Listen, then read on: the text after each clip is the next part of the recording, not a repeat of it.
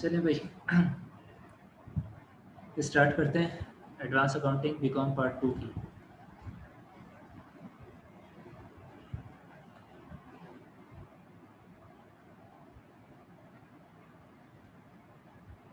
Advance accounting BCom part 2 जी हम start करेंगे।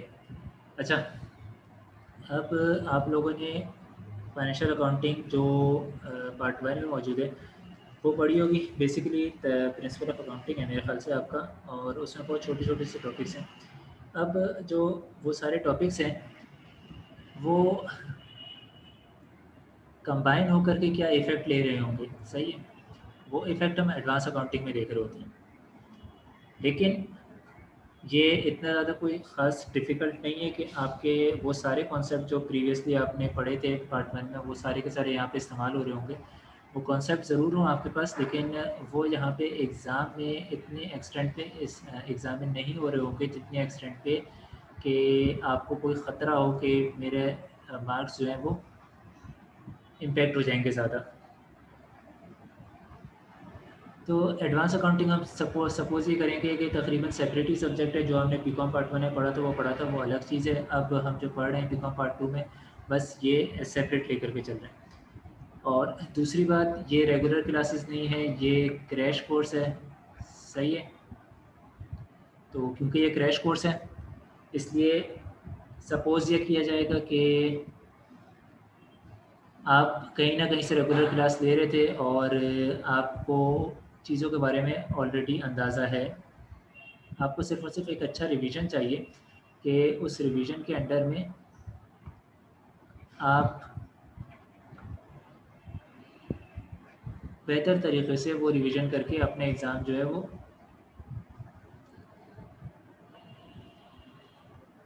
Attempt कर सको, सही है।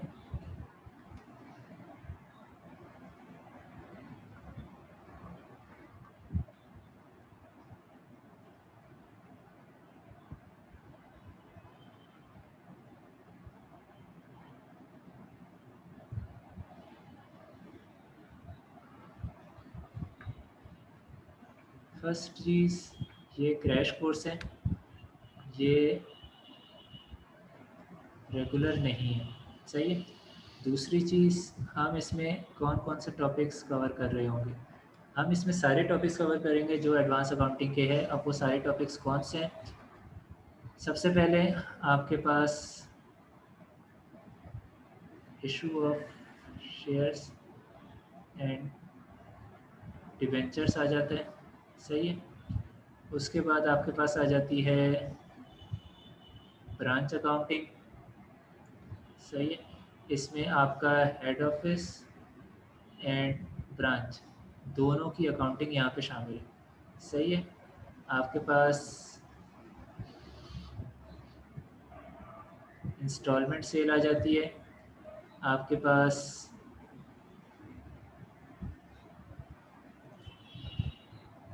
अमलगमेशन, रिकंस्ट्रक्शन, सही है, और एक्विजिशन आ जाती है। इसके अलावा आपके पास रेशोज़ आ जाते हैं। यहाँ रेशोज़ की सिर्फ और सिर्फ कंप्यूटेशन है, उनकी एनालिसिस नहीं है, सही है। यहाँ पे सिर्फ और सिर्फ कंप्यूटेशन है, एनालिसिस नहीं है। इसके अलावा आपके पास एक फाइनल अकाउंट्स है, सही है। अब फाइनल अकाउंट्स में आपकी स्टेटमेंट ऑफ फाइनेंशियल पोजीशन है, स्टेटमेंट ऑफ कॉम्प्रिहेंसिव इनकम है, और statement of changes in equity है। Balance sheet, PNL, retain earning, statements के नाम से हो सकता है कुछ लोग परेशान होगा। आप लोगों ने जो पढ़ा होगा, जहाँ से भी रेगुलर पढ़ रहे हैं उन्होंने ये नाम इस्तेमाल किए होंगे, सही। अच्छा, अब यहाँ पे कैश फ्लो नहीं है, तो कैश फ्लो के लिए आपका अलग टॉपिक बीकॉम पार्ट 2 में एडवांस अकाउंटिंग में बनाया गया है, और ये सिर्फ और सिर्फ इनडायरेक्ट मेथड जो है वो यहाँ पे कवर है, सही है। तो जी, ये है आपका पूरा कोर्स और ये हम कवर कर रहे होंगे। और बहुत जल्दी कवर करेंगे, ज़्यादा देर नहीं लगाएंगे क्योंकि ये क्रैश कोर्स है। तो हम क्वेश्चंस करेंगे। सही, हमारा तरीक़ाकार कुछ ऐसा होगा कि हम क्वेश्चंस कर रहे होंगे, यहाँ पे मैं क्वेश्चंस लिखवाऊँगा, उसको इंटरप्रेट करवाऊँगा, उसके बाद मैं उसे सॉल्व करके बताऊँगा। फिर उसके बाद आपके पास अपने जो क्वेश्चन बैंक है वो आप सॉल्व कर रहे होंगे, मुझे यहाँ से कोई फर्दर क्वेश्चन देना होगा तो वो क्वेश्चन दूँगा। और वंस आपकी अंडरस्टैंडिंग, आपका रिवीजन कंप्लीट हो गया, उसके बाद एक मॉक लिया जाएगा। अच्छा, यहाँ पे क्वेश्चन लिखवाना, इंटरप्रेट करवाना, इससे पहले की एक छोटी-सी स्टेज होगी जो कि आपको कॉन्सेप्ट्स रिवाइज़ करवाएगा कि क्या कॉन्सेप्ट है। सही है? हर वो टॉपिक जो हम पहले उठाएँगे, कोई सा भी टॉपिक जो हम उठाते हैं, उसमें हम सबसे पहले जो काम करेंगे ना, वो उस टॉपिक को अंडरस्टैंड करेंगे पहले। सही है? उसकी थ्योरी को अंडरस्टैंड करेंगे, ये अंडरस्टैंड करेंगे वो चीज़ है क्या? सही, वो चीज़ आती ही क्यों है? तो आती क्यों है, कैसे सॉल्व होगी और क्यों ऐसे ही सॉल्व होगी, किसी और तरीके से नहीं होगी। ये इस तरह के क्वेश्चन हम यहाँ पे कर रहे होंगे।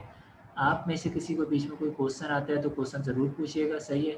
आपको लगता है कि वो इर्रेलेवेंट क्वेश्चन है या कोई ऐसा क्वेश्चन है जिससे टीचर नाराज़ हो जाएगा, तो इसके लिए घबराने की ज़रूरत नहीं है। आप क्वेश्चन पूछें, आपका काम है पूछना। अब क्वेश्चन कैसा है, उसका आंसर कैसे करना है, ये मेरे ऊपर है। इतनी गारंटी है कि आपको किसी भी तरह की कोई हिचकिचाहट फ़ील नहीं होनी चाहिए और मेरी तरफ से कोई एम्बैरेसमेंट किसी को फ़ील नहीं होगी, इवन दो कि क्वेश्चन कैसा भी हो। सही है? तो जी, यहाँ तक किसी का कोई क्वेश्चन है, कुछ है, कोई सवाल पूछना चाह रहा हो, टॉपिक से रिलेटेड, हमारी स्ट्रेटजी से रिलेटेड, चाह रहा हो कि पहले कुछ बताया कि क्या चीज़ें की जाएँ। अच्छा, हमारी जो सीक्वेंस रहेगी वो सबसे पहले हम issue of shares and debenture का करेंगे, इसके बाद ब्रांच पे आएंगे, फिर हम रेशोज़ को देखेंगे, फिर हम इंस्टॉलमेंट सेल का करेंगे, फिर फाइनल अकाउंट्स और कैश फ्लो, ये दोनों तकरीबन साथ साथ ही चलेंगे। सही है? इसके बाद हम अमल के मिशन पे आ रहे हैं। ये पूरा फ्लो रहेगा एडवांस अकाउंटिंग का, और कोशिश ये होगी कि ये पूरा जो कोर्स है वो आपको डिटेल में रिवाइज हो और रमज़ान के अंदर अंदर जो है पूरा कोर्स कंप्लीट हो जाए। तो जी, यहाँ तक किसी को इशू नहीं है, हम स्टार्ट करते हैं।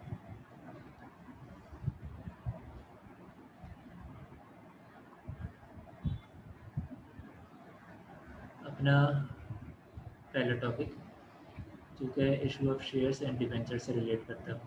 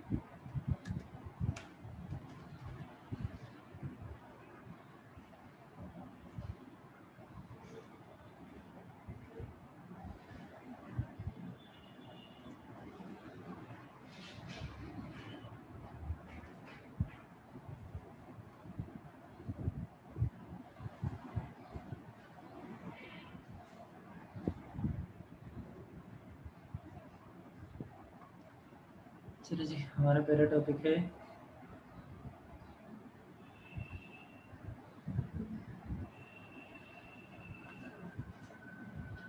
Issue of shares and debentures. इसमें दो चीज़ें हैं, शेयर्स हैं और डिबेंचर्स हैं। पहले हम शेयर्स को डिस्कस कर लेते हैं, शेयर्स क्या होते हैं। शेयर्स दो टाइप के होते हैं, एक ऑर्डिनरी और दूसरे प्रेफरेंसेस या कोई सी भी अदर क्लास। सही है। ऑर्डिनरी शेयर्स कौन से होते हैं? ऑर्डिनरी शेयर्स वो शेयर्स होते हैं जिनके साथ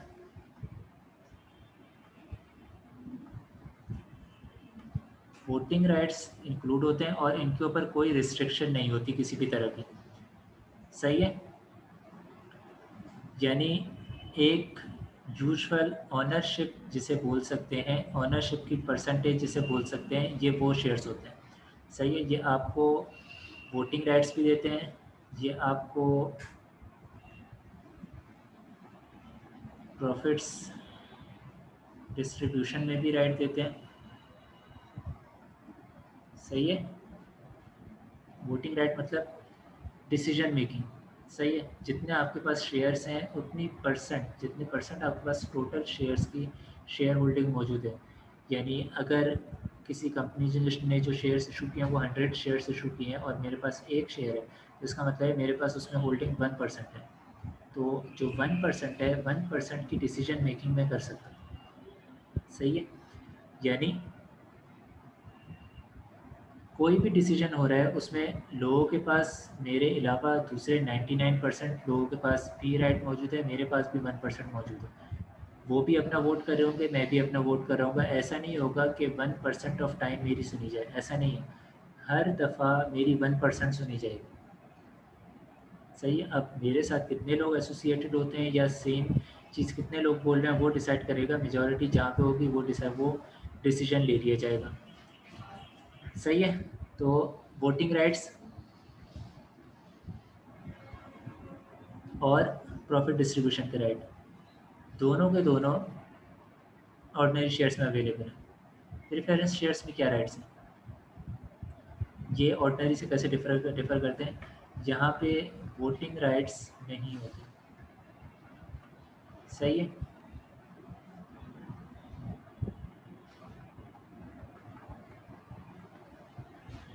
ऑर्डिनरी शेयर्स जो एंड होते हैं वो या तो आपने जो आपके पास शेयर्स है वो आपने सेल आउट कर दिए तो एंड हो गए, या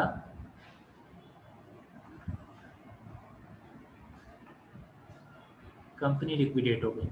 सही है। तो फिर ये शेयर्स ख़त्म हो रहे होंगे। प्रेफरेंस शेयर्स कैसे होते हैं?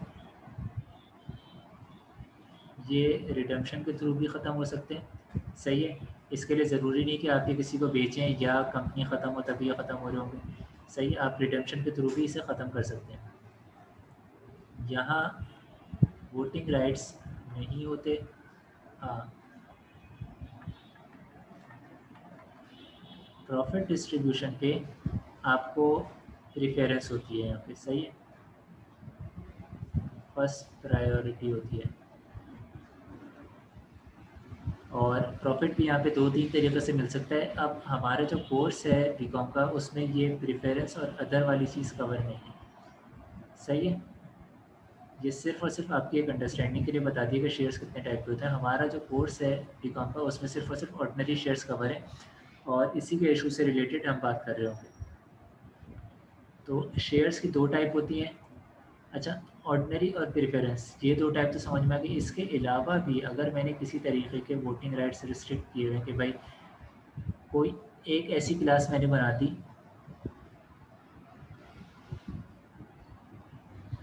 कि उसके जो वोटिंग राइट्स है वो 25% ऑफ होल्डिंग होंगे।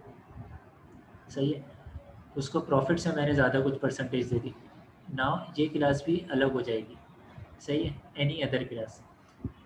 तो ये कहानी है सिंपल शेयर्स की। शेयर्स में हमने सिंपल टाइप देख ली कौन सी है, ऑर्डिनरी, प्रेफरेंस या एनी अदर। अब आपके बी कॉम के कोर्स में क्या है, वो सिर्फ और सिर्फ ऑर्डिनरी शेयर्स हैं। सही। प्रेफरेंस और एनी अदर नहीं है अभी। जब आएंगे तो फिर उस टाइम देखा जाएगा अगर आ जाते हैं तो। अभी हम प्रेफरेंस शेयर्स के ऊपर नहीं जाएंगे। हाँ, डिबेंचर्स हम देखेंगे, तो डिबेंचर्स अब देखेंगे तब देखेंगे। अभी हम शेयर्स के ऊपर हैं।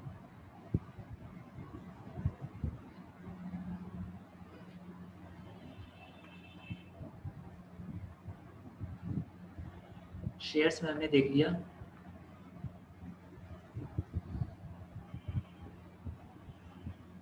Ordinary shares. अब इनके क्या चीज़ें होती हैं? पहली चीज़ इशू है,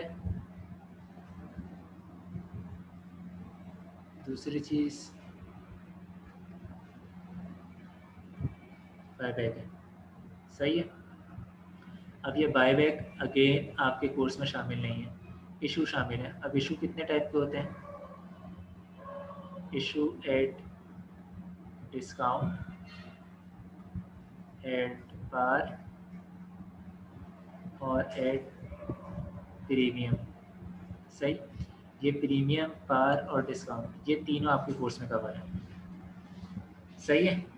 तो ऑर्डिनरी शेयर से रिलेटेड क्या चीज़ कवर है? ऑर्डिनरी शेयर से रिलेटेड सिर्फ और सिर्फ उसका इशू कवर है ऑर्डिनरी शेयर्स का, यानी शेयर्स में सिर्फ ऑर्डिनरी शेयर्स इकॉम में है, और ऑर्डिनरी शेयर्स का भी सिंपल इशू, और इशू हर काइंड का, चाहे वो डिस्काउंट पे हो, पार पे हो या प्रीमियम पे हो। सही है। ये चीज़ें कवर हो रही हैं। अब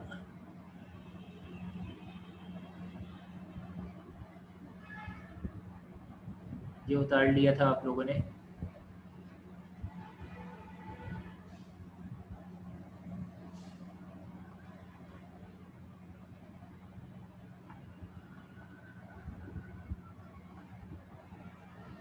इशू वाली एट पार,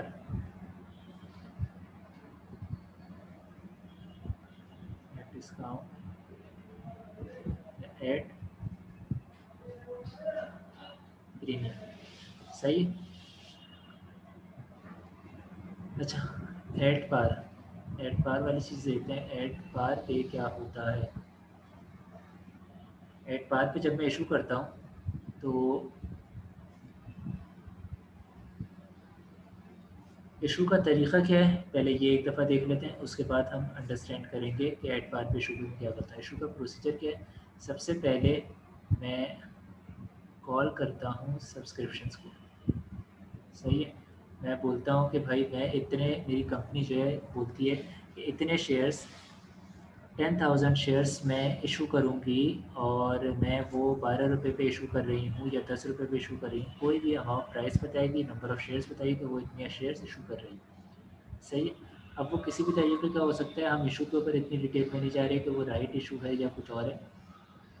हम सिंपल जा रहे हैं कि कंपनी इशू कर रही है। क्यों? क्योंकि बीकॉम का जो कोर्स है इसमें इतना ही है कि कंपनी इशू कर रही है। आपको ज़्यादा इधर उधर नहीं जाना, आपको सिंपल इसी तरीके से रहना है। कंपनी इशू कर रही है शेयर्स, और इशू करते हुए उसने बताया कि वो 10,000 शेयर्स इशू कर रही है और 10 रुपये पे इशू कर रही है। अब लोग क्या करेंगे? लोग आकर के सब्सक्राइब करेंगे उसे। लोग सब्सक्राइब करेंगे तो ऐसा भी हो सकता है कि ज़्यादा लोग सब्सक्राइब कर लें या कम कर लें। क्यों? क्योंकि कंपनी डायरेक्ट नहीं दे रही, किसी बैंक को इन्वॉल्व करेगी कि बैंक के थ्रू जो है वो सब्सक्रिप्शन रिसीव होती है। अब हुआ क्या? कंपनी ने 10,000 शेयर्स इशू किए थे 10 रुपीज़ पे, इसका मतलब है 1 लाख उसको सब्सक्रिप्शन रिसीव होनी थी, उसे रिसीव हो गई 1,25,000 की। सही है। बैंक में, तो पहली एंट्री जब बैंक में रिसीव हुई यहाँ पर होगी, जो अमाउंट बैंक में रिसीव हुई यहाँ पर होगी पहली एंट्री। दूसरी एंट्री सब्सक्रिप्शन की होगी। सही है। तीसरी एंट्री रिटर्न की होगी। जो 25,000 इजाफी रिटर्न हो गए, मिल रिसीव हो गए, वो 25,000 रिटर्न हो गए, उस रिटर्न की होगी। यानी इशू के ऊपर हम ये 3 एंट्रीज़ करेंगे। अब चाहे वो इशू एट पार हो, इशू एट प्रीमियम हो, या इशू एट डिस्काउंट हो। अब ये सारी जो एंट्री है इसमें से सिर्फ़ और सिर्फ ये वाली जो एंट्री है, एंट्री नंबर 2, ये एंट्री इस इन तीनों केसेस में डिफरेंट होगी। ये दोनों एंट्रीज़ इन तीनों केसेस में सिमिलर हो। सही है। और एग्ज़ाम में आपसे एंट्री ही पूछेगा, ज़्यादा से ज़्यादा अगर उसने कुछ पूछ लिया तो वो आपसे बोलेगा कि आप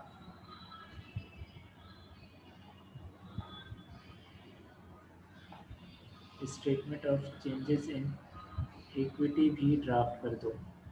सही है, तो वो हम वैसे ही पढ़ेंगे जब फाइनल अकाउंट्स देख रहे होंगे उस टाइम पढ़ेंगे, तो वहाँ पे भी कवर हो जाएगा। कुछ थोड़ी बहुत चीज़ें मैं यहाँ पे ही बताता हूँ। सही है, यहाँ तक क्लियर है चीज़ें कि issue of shares and debentures में क्या चीज़ आ रही है। हमने स्टार्ट किया शेयर्स को, डिवेंचर्स को अभी रहने दिया। शेयर्स को स्टार्ट किया, हमने बताया शेयर्स दो टाइप के होते हैं। फिर उसमें सिर्फ ऑर्डनरी के ऊपर हम रिस्ट्रिक्ट हुए। फिर हमने बोला कि ऑर्डनरी शेयर्स की जो है वो दो ट्रीटमेंट हो सकती है, एक उसका इशू हो सकता है, एक उसका बायबैक हो सकता है। बायबैक आपके कोर्स में नहीं है तो हम सिंपल इशू के ऊपर हम रहे। इशू जो है वो तीन टाइप के होते हैं, पार पे हो सकता है, प्रीमियम पे हो सकता है, या डिस्काउंट पे हो सकता है। इन तीनों में एंट्रीज़ क्या होंगी हमने बता दिया। एक एंट्री है जो तीनों में डिफरेंट होगी, बाकी जो दो एंट्रीज़ हैं वो सेम होंगी। सही है, प्रोसेस हमने बता दिया सब्सक्रिप्शन का। अब एक एग्जांपल लेते हैं। सही है, एट पार वाली एक एग्जांपल लेते हैं।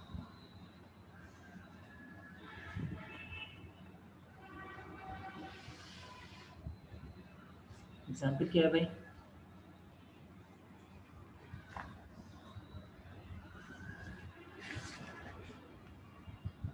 एग्जांपल है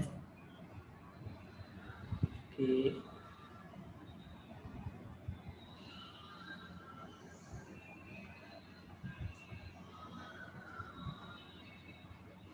होटल लिमिटेड, ये आप लिखते हुए जाएं, hotel limited has issued it's ordinary shares of rupees 10 each to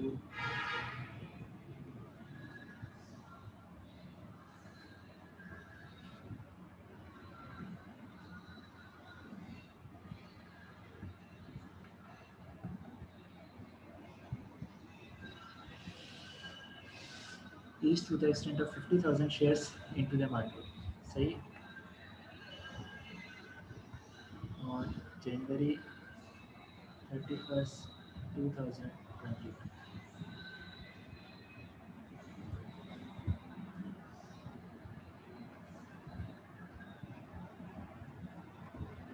expiry date of subscription is February 28, 2021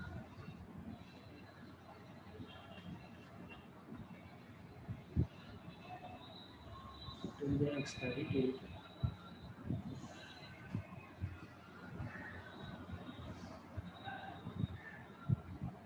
The company has received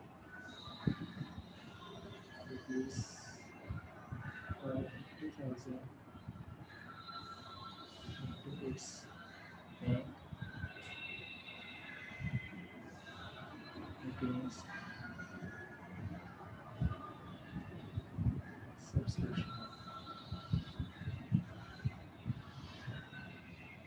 on March 10, 2021. The company decided to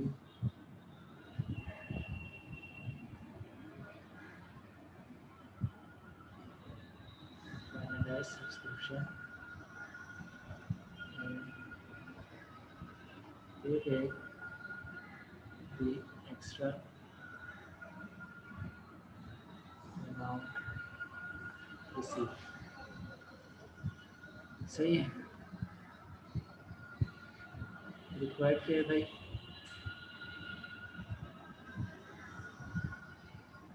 prepare necessary general entries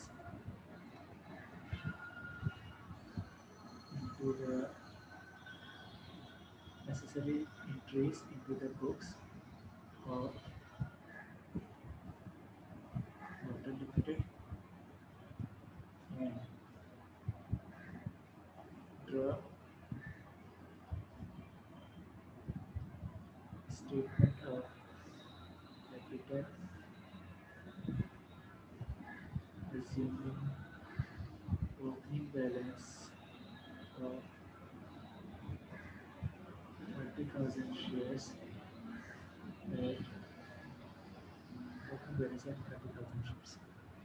सही है। अभी तो ये question है, question क्या बोल रहे हैं, क्वेश्चन मुझे कुछ चीज़ें बता रहे हैं कि कंपनी का नाम है वाटर लिमिटेड, इसने जो है वो 10 रुपये ईच पे 50,000 शेयर्स जो है वो मार्केट में इशू किए, सही है, ऑन 31 जनवरी 2021। इस डेट पे मैं कोई एंट्री नहीं बना था, और इशू के टाइम पे कोई एंट्री नहीं होगी, सही है। एंट्री कब बनेगी, एंट्री उस वक्त बनेगी जब बैंक में कुछ आना शुरू हो गया। एक्सपायरी डेट थी 28 फरवरी और 28 फरवरी तक 550,000 इनके बैंक में रिसीव हो चुका था, सही है।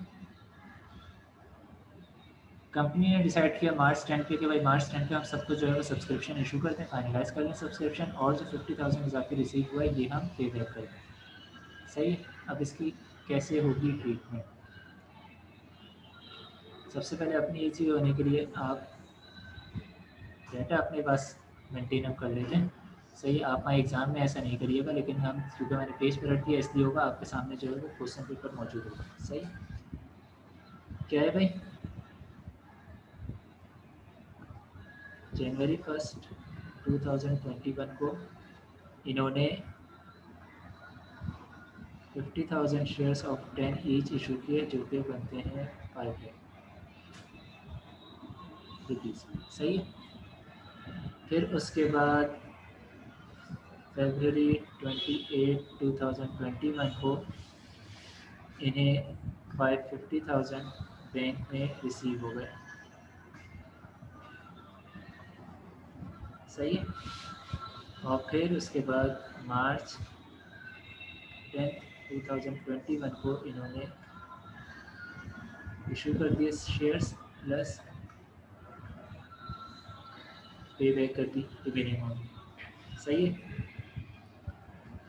अब आप मुझे बताएं, ये वाला स्टेप तो मैंने बोल दिया कि ये वाला जो स्टेप है इस स्टेप पे कोई एंट्री नहीं होगी, क्यों, क्योंकि अभी सिर्फ अनाउंस किया है इन्होंने, अभी कोई ऐसा इवेंट नहीं हुआ है कि इन्हें कुछ बुक करने की ज़रूरत हो, ना कोई पैसे आए हैं ना कोई ऑब्लिगेशन बनी है, कुछ नहीं, सही है, सिर्फ इन्होंने अनाउंस किया।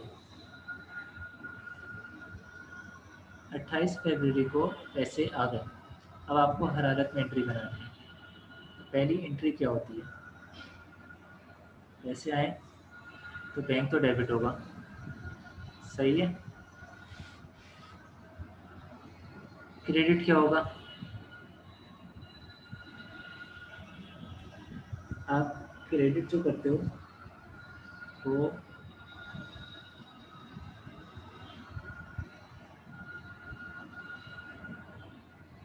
एप्लीकेशन मनी कर सकते हो,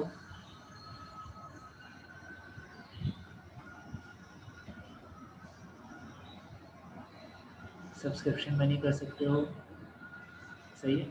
दोनों में से आप कुछ भी कर सकते हो। कितनी अमाउंट रिसीव हो गई, आपको 550,000 बैंक में रिसीव हुआ था, और जो एप्लीकेशन मनी आपके पास बचती है वो 550,000 होगी, सही है। आप क्या लिखोगे, to record receipt of subscription money into the bank, सही है। आपने ये काम कर लिया, पहली एंट्री बन गई, पहला स्टेप कंप्लीट हो गया, बैंक डेबिट हुआ, एप्लीकेशन मनी है सब्सक्रिप्शन मनी है क्रेडिट हो जाएगी, और सिंपल, इसमें कोई क्वेश्चन मेरे ख्याल से बनता नहीं है। अगर किसी को फिर भी कोई क्वेश्चन है तो बता दें।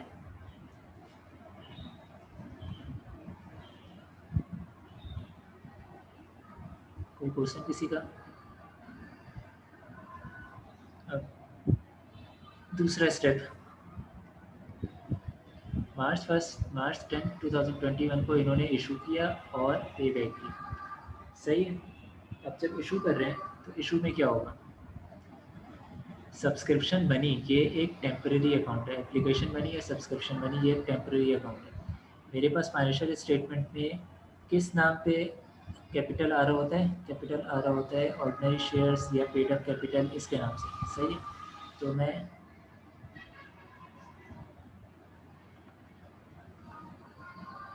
ऑर्डिनरी शेयर्स या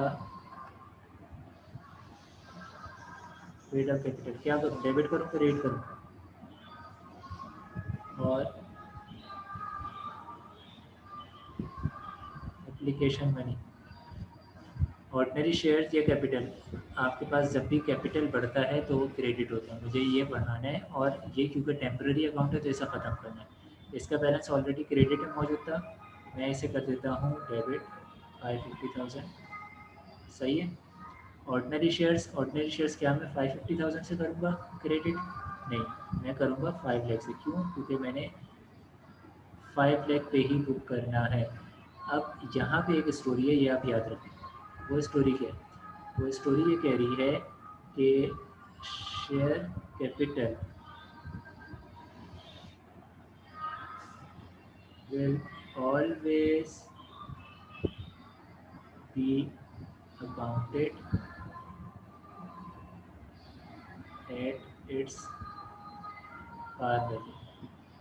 वो कितने पे भी इशू हुआ हो, हमेशा हमेशा वो अकाउंट फॉर होगा अपनी पार वैल्यू। पार वैल्यू इसकी क्या थी? 10 रुपीज़ पर शेयर। सही है। हमने 5 लाख से इसे क्रिएट कर लिया, अब रिमेनिंग क्या थी? 50,000 हमें इजाफी रिसीव हो गए थे। सही है। तो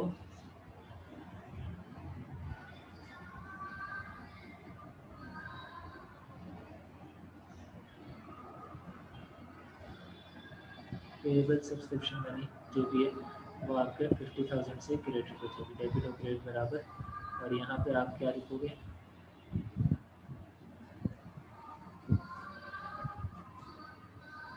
to record issue of shares and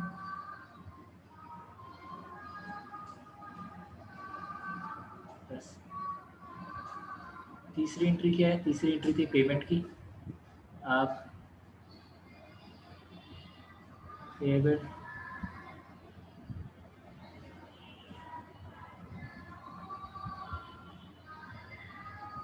subscription money, ये आपने डेबिट किया और बैंक को क्रेडिट कर दिया 50,000 से। सही है।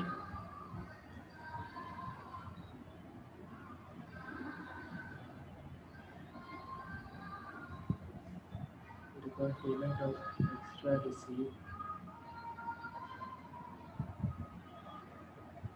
Subscription money. सही है।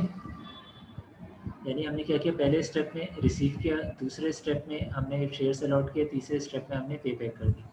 अच्छा, अब एक और चीज़ है, सब्सक्रिप्शन मनी वाला जो पोर्शन है, ये जो आ रहा है ना, एप्लीकेशन मनी या सब्सक्रिप्शन मनी, ये आपका कैपिटल नहीं होता।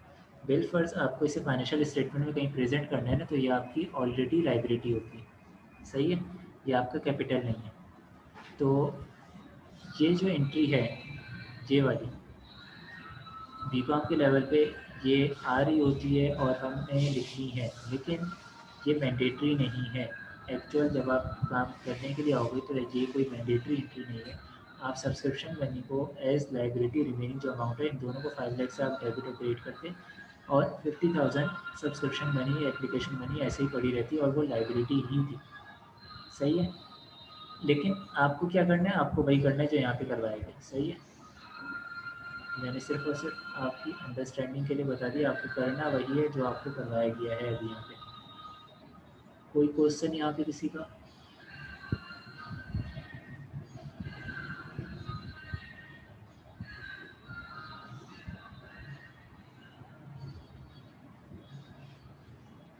पार वाला हमने केस देख लिया, अगर पार पे इशू करना हो तो। सही है।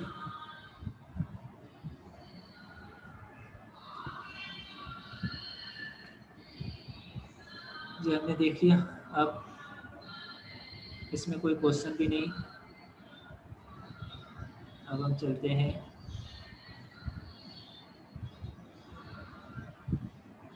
प्रीमियम के ऊपर। चलें, इसी क्वेश्चन को सेम रहने देते हैं, डेटा में थोड़ा सा चेंज करते हैं और फिर हम इसे प्रीमियम पे देख लेते हैं। सही। डेटा में क्या चेंज करेंगे, हम सिर्फ और सिर्फ डेटा में जो इशू प्राइस है उसको चेंज कर देंगे। हम ये बोलेंगे भाई पार पे जो है वो पार तो इसकी 10 रुपीज़ थी इसकी पार वैल्यू, लेकिन जो ये इशू हुआ ये इशू 12 रुपीज़ पे हुआ। सही है, इसका मतलब क्या, 12 रुपीज़ पे इशू होने का, 12 रुपीज़ पे इशू होने का मतलब है कि जो सब्सक्रिप्शन आई है ना वो 12 रुपीज़ के हिसाब से आई है। सही है, जो सब्सक्रिप्शन आई है वो 12 रुपीज़ के हिसाब से आई है।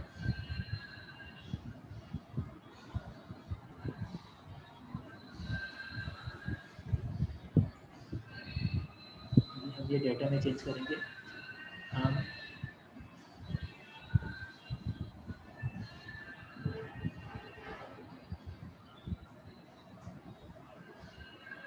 इसको प्लॉट करेंगे। सही है, ये आपका 6 लाख हो जाएगा। सही, हम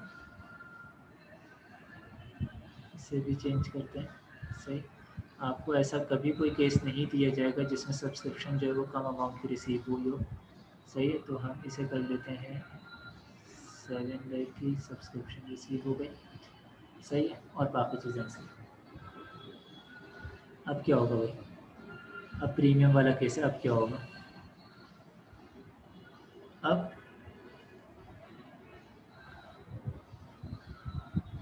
पहली एंट्री वही सब्सक्रिप्शन रिसीव करने वाली। सही है, हमारा बैंक डेबिट हो जाएगा कितने से, कितने से डेबिट होगा, 7 लाख से। और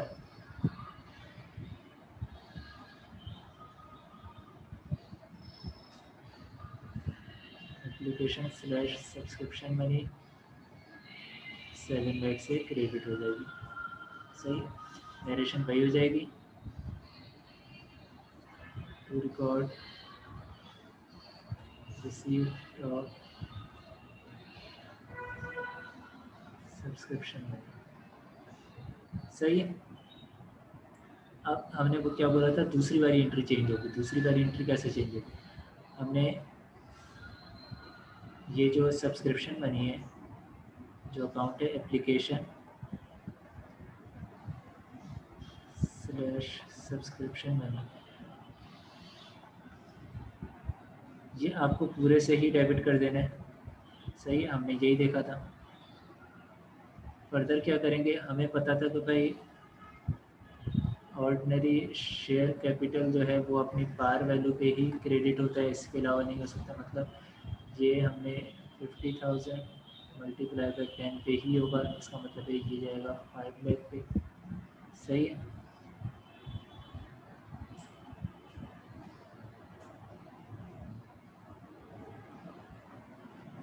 अब प्रीमियम रिजर्व के नाम से मैं एक अकाउंट खोलूँगा जो कि मेरी इक्विटी का ही पार्ट होगा। सही है, प्रीमियम रिजर्व के नाम से खोलूँगा और वो क्या होगा, वो होगा 50,000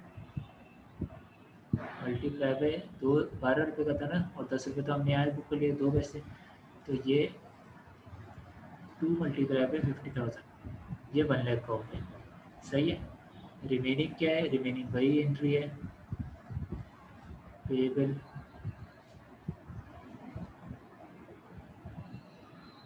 सब्सक्रिप्शन मनी 1 लाख। सही, 7 लाख 7 लाख बराबर होगा डेबिट और क्रेडिट। और ये क्या है, to record issue of shares at premium. कोई मसला आया था। तीसरी एंट्री सिंपल है, वही सेम है आपकी, payable subscription money debit 1 lakh से, और बैंक क्रेडिट 1 लाख से।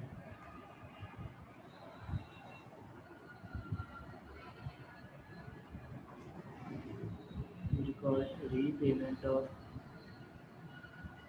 Extra received subscription. सही है, तो ये आपकी 3 एंट्रीज होंगी।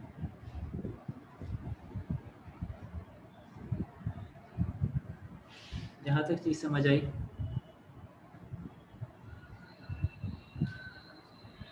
प्रीमियम रिज़र्व वाली चीज़ समझ आई। प्रीमियम रिज़र्व क्यों इंट्रोड्यूस हुआ, कैसे आ गया अचानक से। देखो,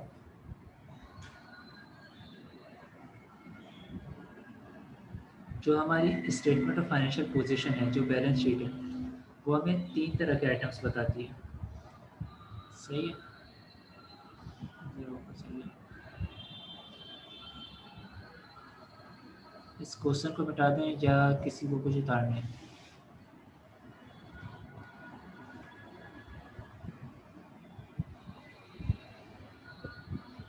इस क्वेश्चन को मिटा दें।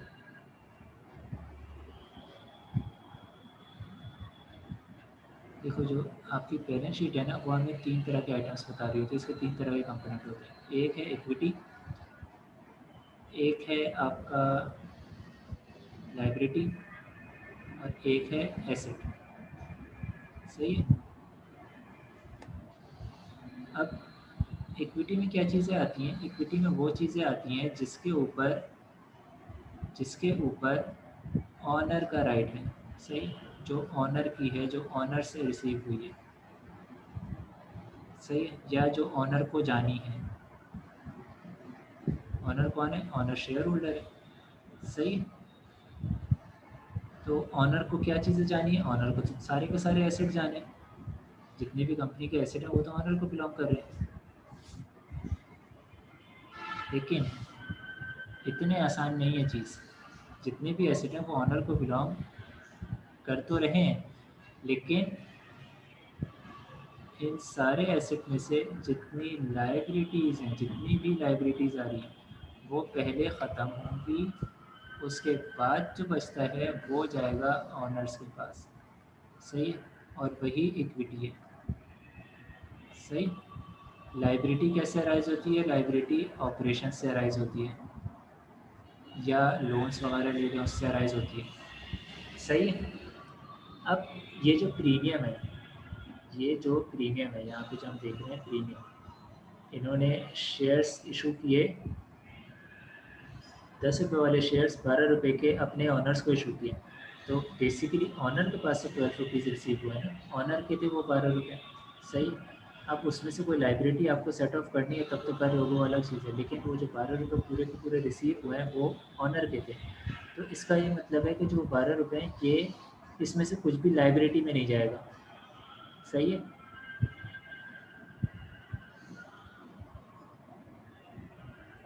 अब क्योंकि टोटल में से कुछ भी लाइबिलिटी में नहीं जाना, ऑर्डिनरी शेयर्स की एक प्रैक्टिस है, एक रिक्वायरमेंट है कि हमेशा ये पार पे बुक होते हैं। क्यों पार पे बुक होते हैं? क्योंकि हर कंपनी के पास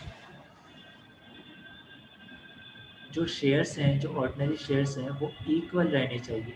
सही है, वो डिफ़र नहीं कर जाने चाहिए।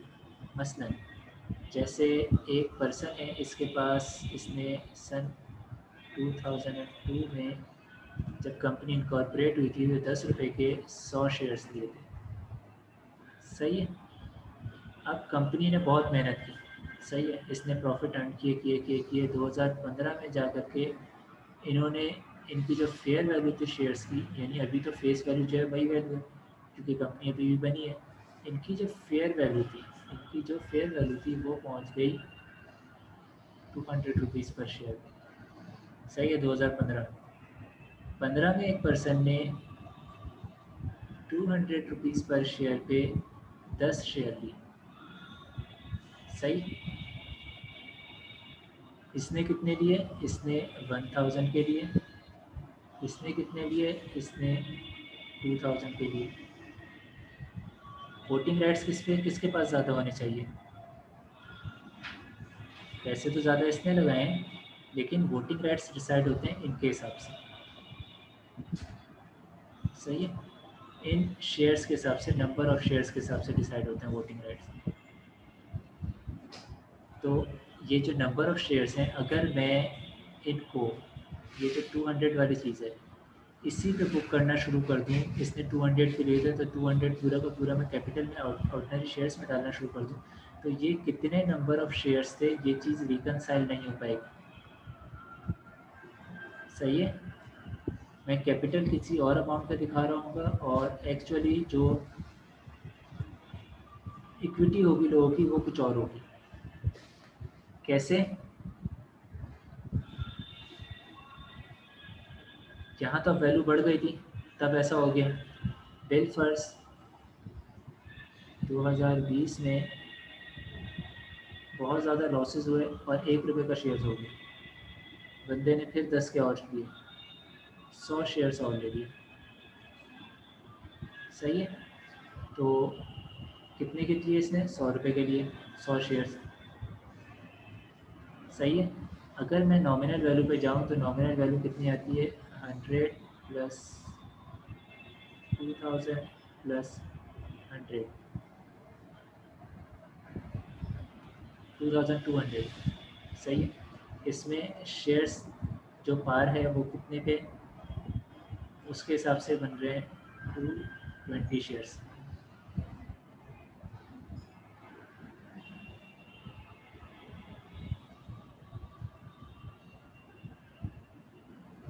सही है, जबकि एक्चुअल शेयर्स कितने हैं? 100 शेयर्स, 10 शेयर्स और 1 शेयर्स, 111 शेयर्स। सही है, ये जो चीज़ रिप्रेजेंट हो रही है ये चीज़ गलत रिप्रेजेंट हो रही है।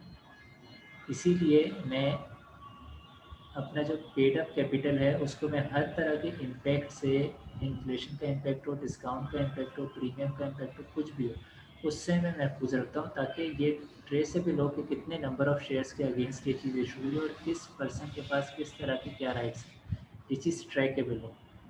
सही है, डायरेक्टली जो शेयर का रजिस्टर है उससे मैचेबल हो।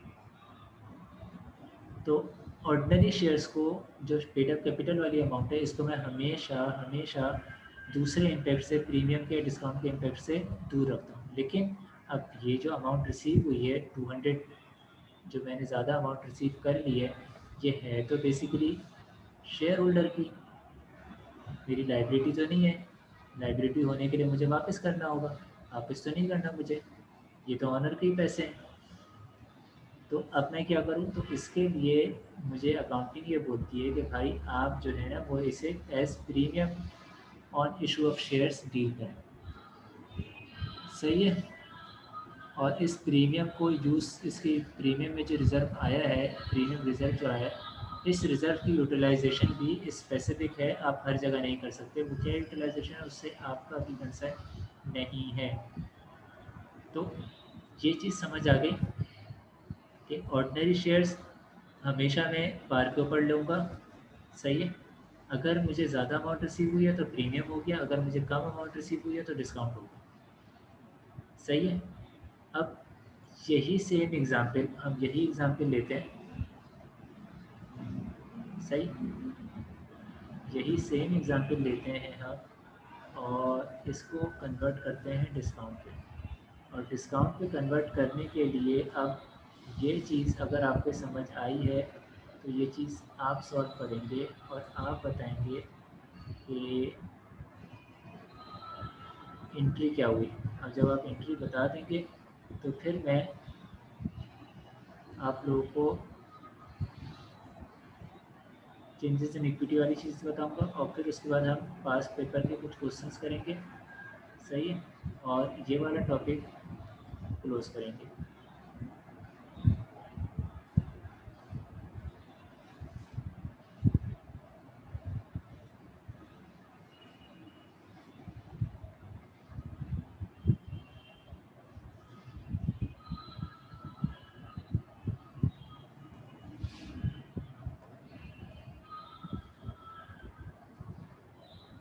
ये 12 नहीं, ये 8 रुपये। सही, और ये आप 7 लेके रहने दो, और 8 रुपये के हिसाब से ये 4 लेफ्ट हो जाएगा। सही है, बस अब आप लोग जो हैं वो ये करना स्टार्ट करें। क्वेश्चन स्टार्ट करते हैं, जिसका हो जाए वो मुझे बताए।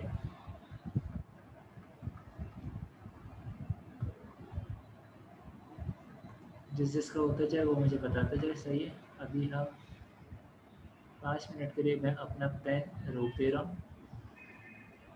सही है, ये डेटा है और आपको ये सॉल्व करना है।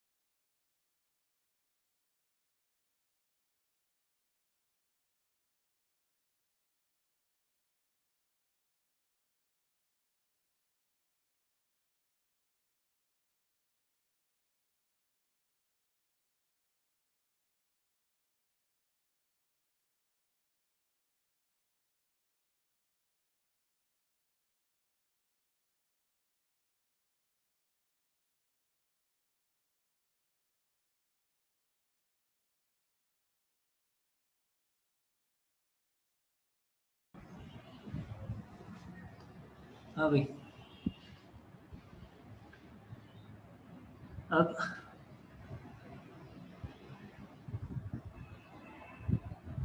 डिस्काउंट वाला क्वेश्चन, ये जो सॉल्व हो रहा है इससे अपने अपने क्वेश्चन से आप अपने अपने आंसर मैच करते हुए चले जाएं। पहली एंट्री क्या हो रही है? पहली एंट्री है, देख लें अपना मैच कर लीजिएगा। Bank debit, subscription money credit 4 lakh से, और ये भी 4 लाख से। नरेशन आप अपने खुद से लिख लीजिएगा। दूसरा, to record receipt of subscription money. दूसरी क्या एंट्री होगी? दूसरी एंट्री थोड़ी सी ट्रिकी है। ये क्या है? इसमें आप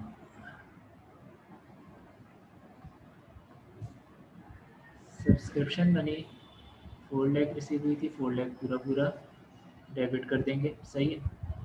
अब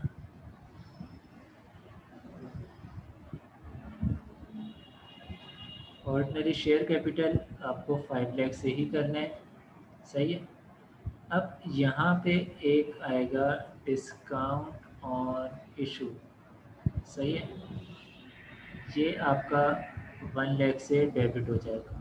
सही है। 5 लाख बराबर हो गए। अब यहाँ पे हम रिकॉर्ड करेंगे, record issue of shares eight discount. सही। अब यहाँ पे तीसरी एंट्री नहीं बनेगी क्योंकि कोई अमाउंट वापस ही नहीं होनी। सही। क्लियर है। ये छोटी सी ट्रीटमेंट थी।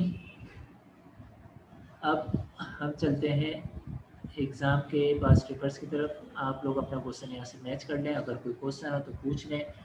डिस्काउंट ऑन इशू, ये बेसिकली आपका बैलेंस शीट का आइटम होगा, इक्विटी का ही पार्ट होगा। सही है। जो 4 लाख रिसीव होने थे वो जो 5 लाख रिसीव होने थे 5 लाख रिसीव नहीं हुए, 4 लाख रिसीव हुआ। अब रिटेन अर्निंग कैसे बनेगी? Sorry, statement of changes in equity या कैपिटल अगर लेते हैं तो।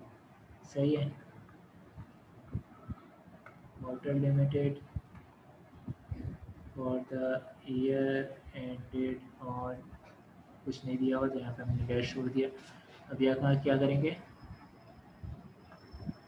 Balance at beginning of year.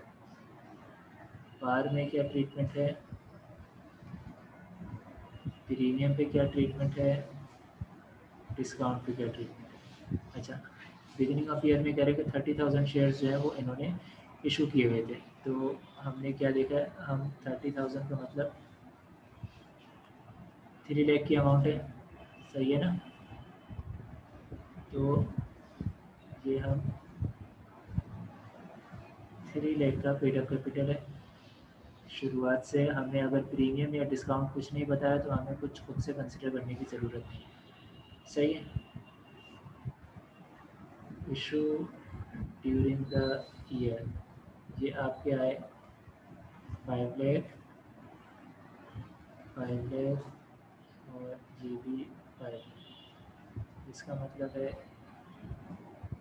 ये 8 लाख हो गए।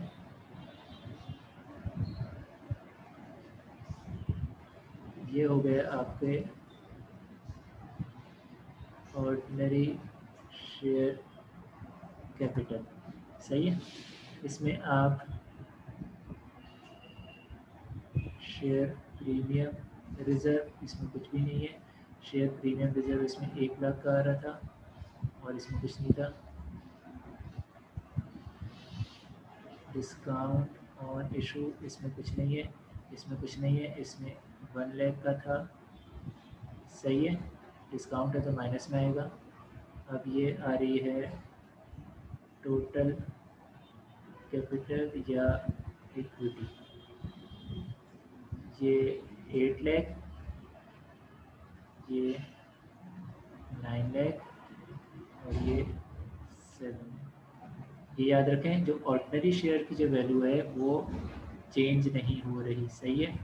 ये जो वैल्यू है ये किसी में भी चेंज नहीं है, सही। ये वैल्यू अलग स्टेटमेंट ऑफ फाइनेंशियल पोजीशन पे शो होती है और ये वैल्यूज़ अलग शो हो रही होती है।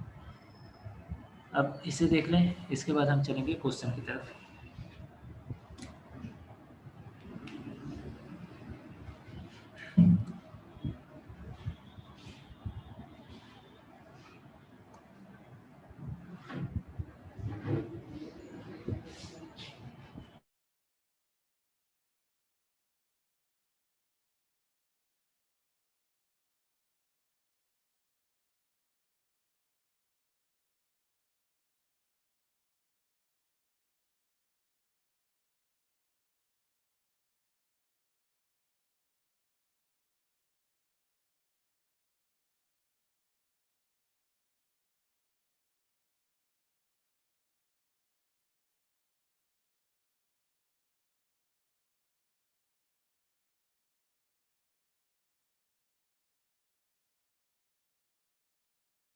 चलिए, मैं किसी का कोई क्वेश्चन नहीं आ रहा है।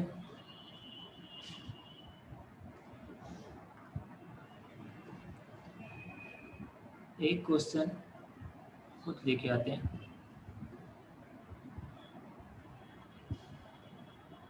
वो क्या है? वो क्वेश्चन ये है कि अगर इफ़ मैंने 50,000 शेयर्स के लिए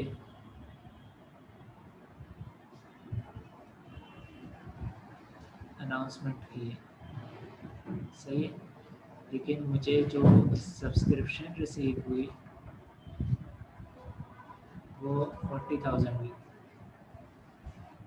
तो मैं क्या करूँ? मैं 40,000 से लेकर के चलूँगा या 50,000 की ही लेके चलूँगा? आंसर इसका ये है कि मैं 50,000 ही लेकर के चलूँगा। ऐसे में क्या होता है, जब भी आप शेयर्स इशू करने जाते हो ना, तो प्रैक्टिकली आप शेयर्स इशू करने से पहले एक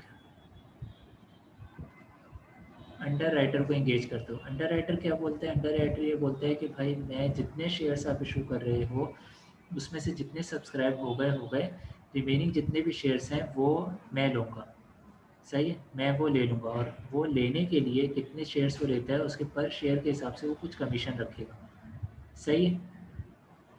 तो उसका जो कमीशन है वो आपको अपने एक्सपेंस में लेके जाना है, वो आपको इक्विटी में हिट नहीं करेगा, सही है, एक्सपेंस के थ्रू लेके जाना है। दूसरा, जो शेयर्स हैं वो पूरे को पूरे आपको 50,000 के इशू करने हैं, सही है। अब इसकी हम कोई ऐसे एग्जाम्पल नहीं कर रहे, इसके लिए हम एक क्वेश्चन लिखते हैं जो कि हमारे पास पेपर से बिलोंग करता है, सही है। और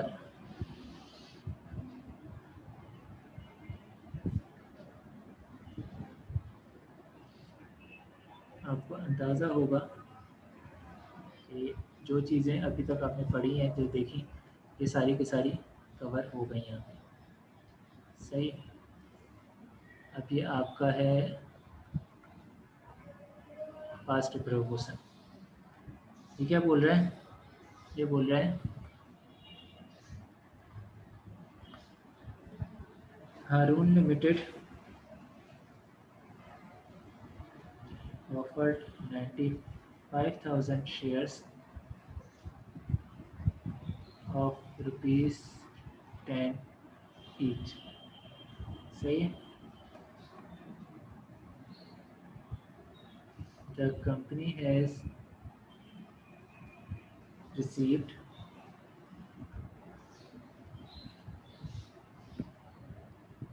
application for 90,000 shares.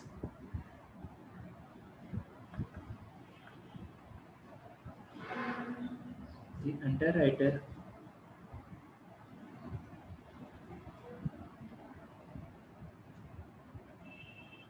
has agreed on commission of 1% to be paid in cash.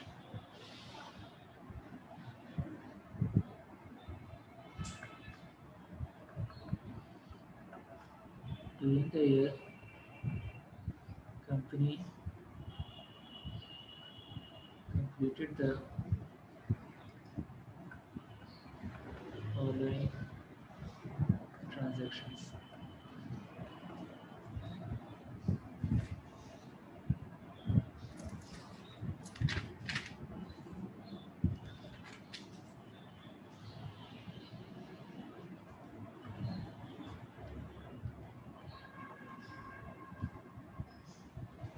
Issued 4,000 shares at rupees 12 each for office equipment.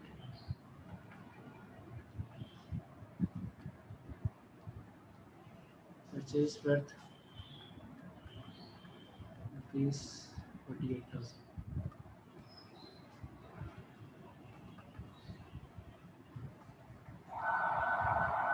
Issued 35,000 ordinary shares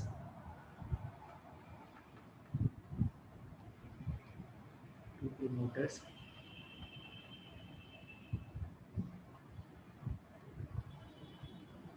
The market value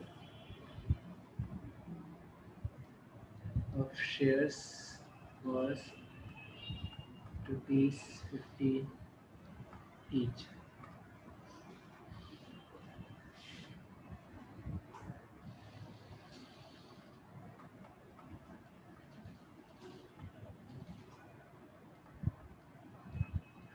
Decided to capitalize rupees 20,000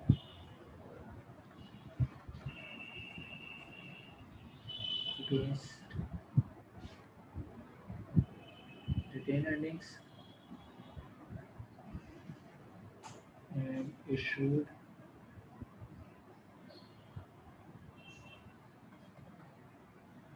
1,600 shares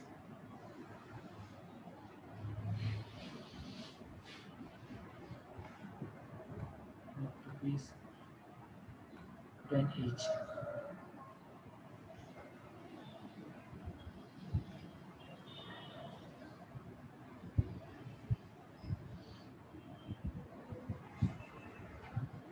यहाँ से debenture भी आ जा रहा है, हम उसे ले लेते हैं, क्वेश्चन पढ़ लेंगे, फिर आगे वाले सेशन में देखते हैं डिबेंचर पे क्या करना है।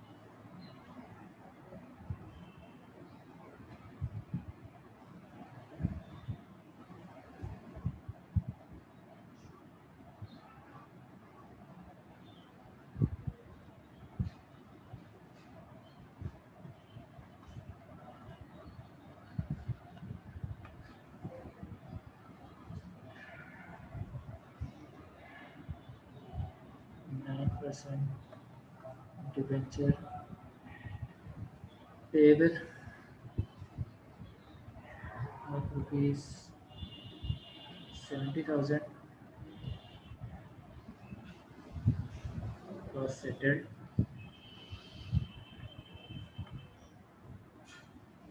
by the issue of shares of rupees 10 each.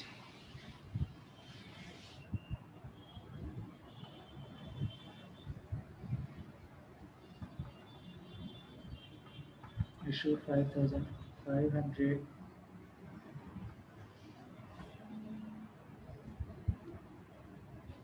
8% debentures of rupees 100 each at rupees 90.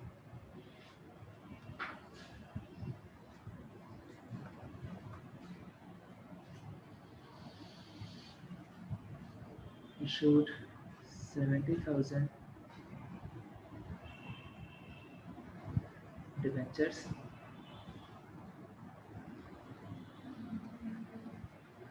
at rupees 95 each and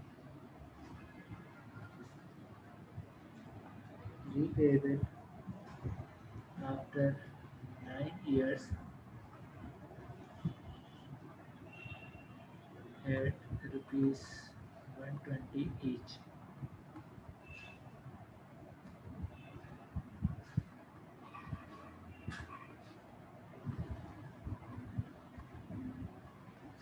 Paid stock dividend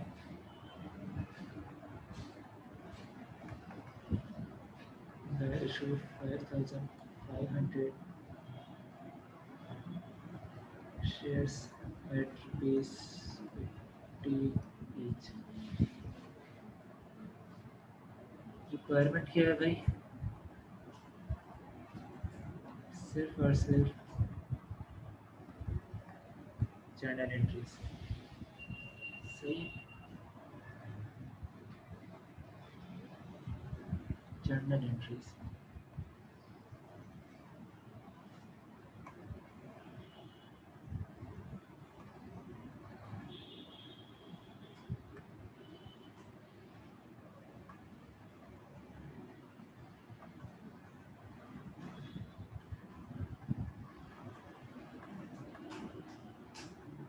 सही भाई, तो ये क्वेश्चन है, अब इसको सॉल्व करना स्टार्ट करते हैं।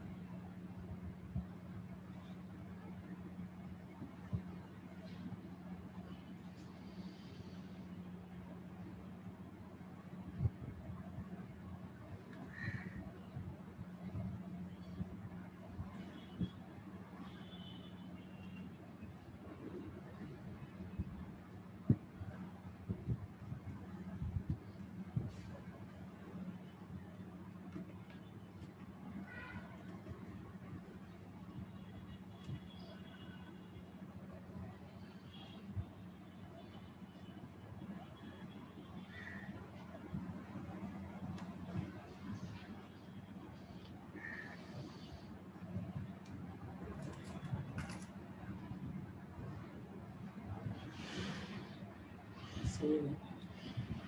क्वेश्चन क्या आ रहा है, हम एक ही पॉइंट लेकर के चलते हैं और फिर सॉल्व करते हुए जाते हैं। सही,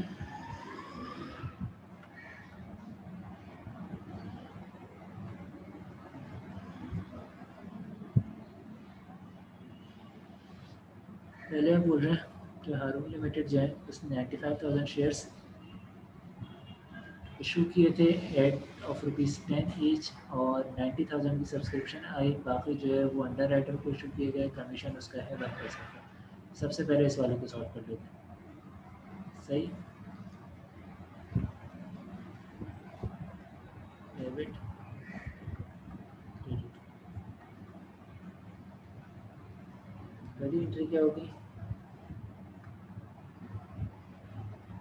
bank debit,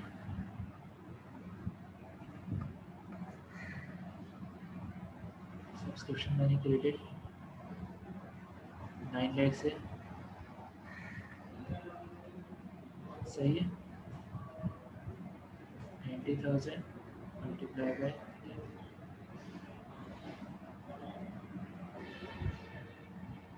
record receipt of subscription. सही, दूसरी एंट्री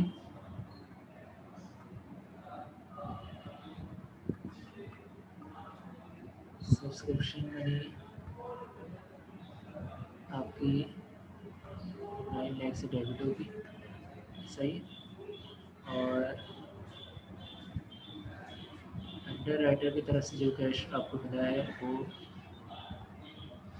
50,000 से डेबिट होगा, सही। और ऑर्डिनरी शेयर्स 95,000 से क्रेडिट हो जाएंगे, सही है। यहाँ पे कोई मसला?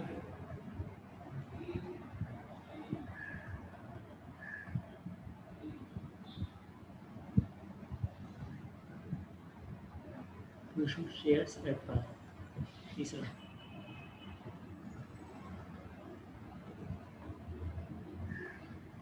Commission expense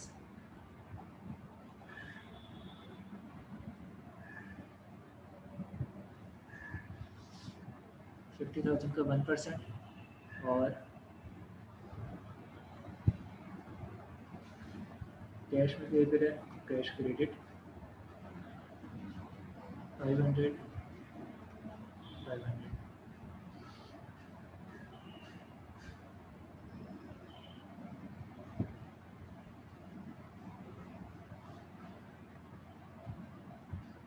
to record payment of commission to underwriter, सही है।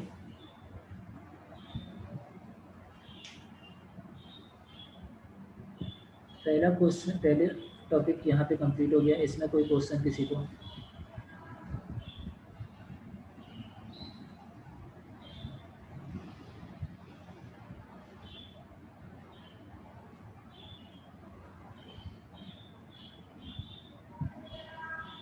इसमें कोई क्वेश्चन नहीं, क्योंकि ये कंप्लीट हो गया है इसलिए इसको हम हटा देते हैं, सही। अब हम ज़रा जो ट्रांजैक्शन वाली चीज़ थी उसको पढ़ना शुरू करते हैं।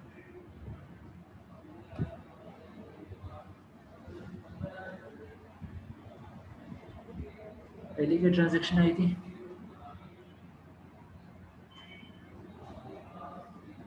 ये हमारा कंप्लीट हो गया। अपनी आसानी के लिए मैं यहाँ पे एक ये लगा दूँ कि हम ये कंप्लीट हो गया। अब पहली क्या आ रही है? पहली आ रही है इशू 4,000 शेयर्स एट ₹12 ईच और ऑफिस इक्विपमेंट परचेज वर्थ 48,000। अब इसमें मेरे पास कैश नहीं आ रहा है, इसमें मेरे पास ऑफिस इक्विपमेंट आ रहा है। तो मैं यहाँ पे ऑफिस इक्विपमेंट को 48,000 से डेबिट कर दूँगा, सही है। और ऑर्डिनरी शेयर्स को 4,000 मल्टीप्लाई बाई 10 कितना हो गया ये आपका? 40,000, सही। और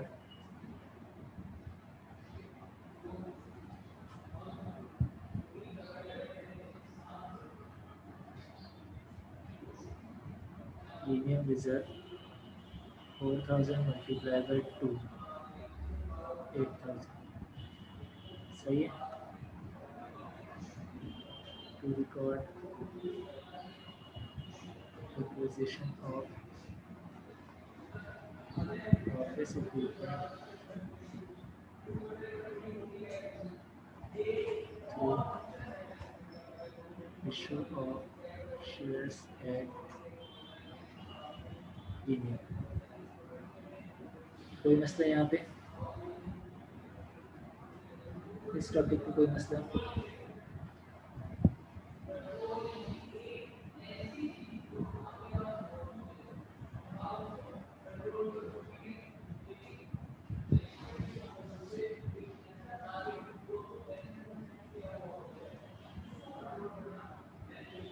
इसका मतलब ये भी कंप्लीट हो गया हमारा, सही है।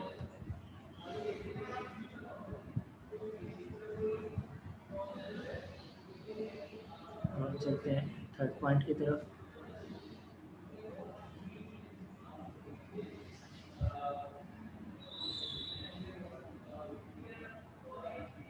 ये भी कंप्लीट हो गया।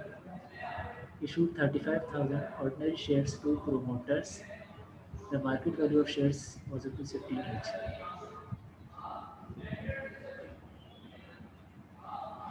प्रोमोटर्स को इशू कर रहे हैं, प्रोमोटर्स को भी जो इशू करेंगे तो वो भी कैश की ही सूरत में इन्हें रिसीव होगा।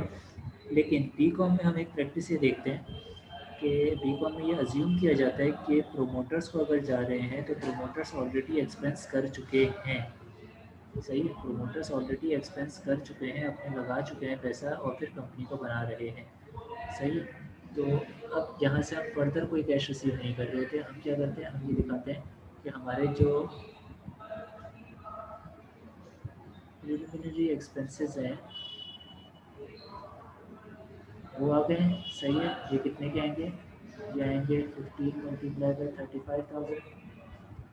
सही, कितने हो जाते हैं ये, आई गेस 5,25,000। सही। और इसके बाद आपका ऑर्डनरी शेयर्स 35,000 मल्टीप्लाई बाई 10, ये आपका हो जाएगा 350,000। सही है। और प्रीमियम रिजर्व 35,000 मल्टीप्लाई बाई 5, ये आपका हो जाएगा 175,000। सही है। to recover issue of shares to promoters at premium। सही है, यहाँ तक कोई मसला किसी को?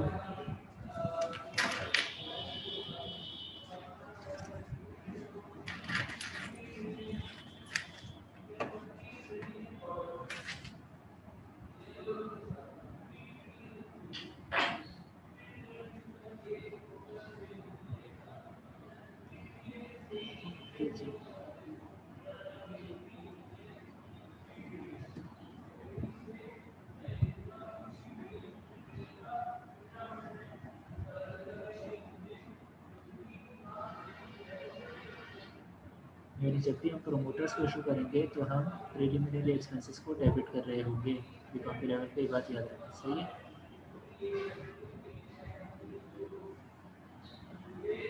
अब ये वाला पॉइंट भी हो गया। सही है। अब ये आया,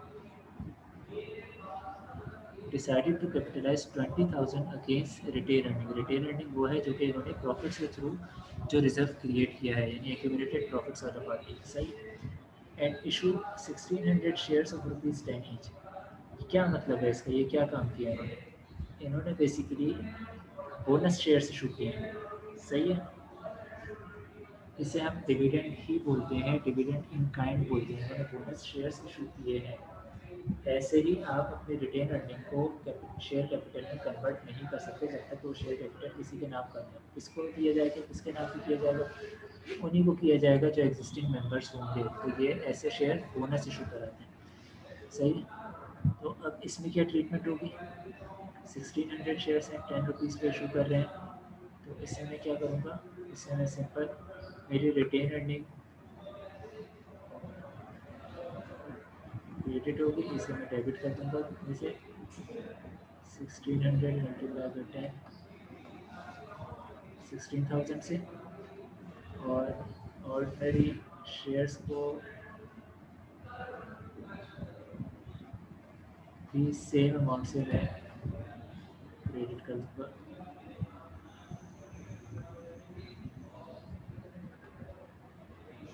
issue of shares through retain earning या इशू ऑफ बोनस शेयर्स। इसमें कोई मसला है किसी को?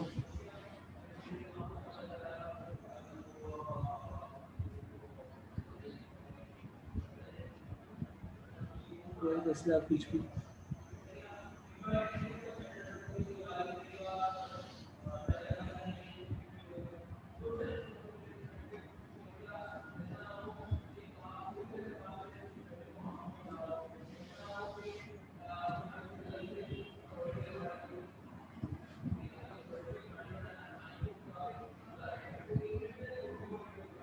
नाउ अब हम चलते हैं अपनी नेक्स्ट ट्रांजैक्शन की तरफ।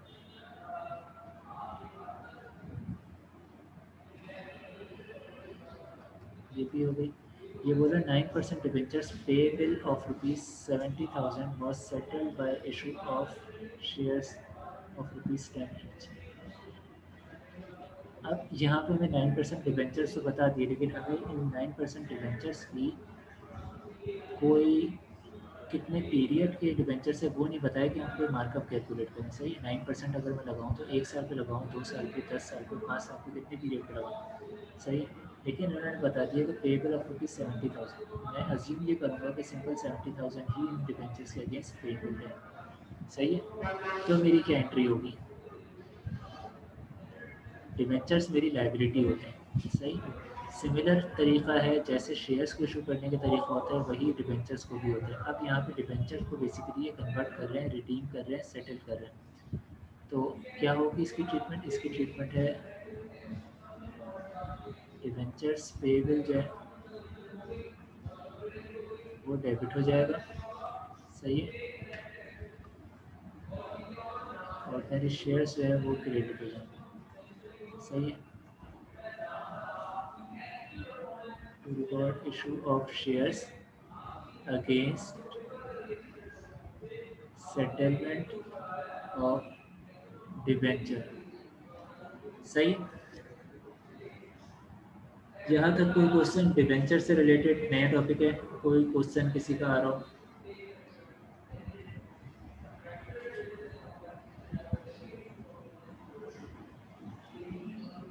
कुछ नहीं है।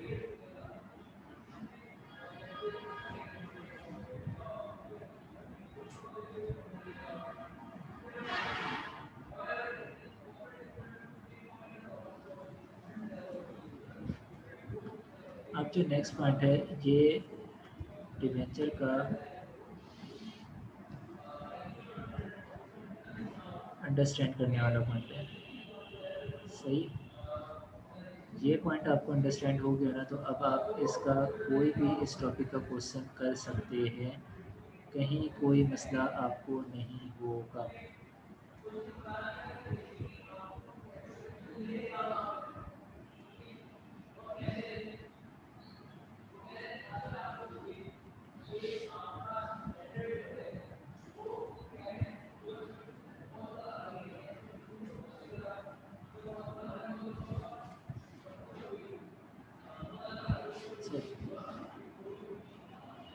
ये वाला नहीं, ये वाला है वो, इसमें कोई मसला नहीं होगा। फिर ईजी है, issue of 5,500 8% debenture of ₹100 each eight ₹90। 100 रुपये के डिबेंचर्स हैं, 90 रुपीज़ पे इशू किया है। 5,500 के 8% उनके ऊपर मार्कअप रेट है। अब कब इशू किया, कहाँ इशू किया, मुझे मार्कअप इस पर लगाना है, इस साल नहीं लगाना है, ये चीज़ें नहीं मेंशन की। सही, तो मैं जब चीज़ें मुझे मेंशन करके रिस्ट्रिक्ट नहीं करनी तो फिर मैं फ्री रहूँगा और मैं इस चीज़ को इग्नोर करूँगा। मैं क्या करूँगा, मैं एंट्री बनाऊँगा कि मुझे कैश कितना रिसीव हुआ होगा, कैश या बैंक में कितना आया होगा। मुझे आया है 90 मल्टीप्लाई बाय 5,500, तो ये अमाउंट आई है मेरे पास।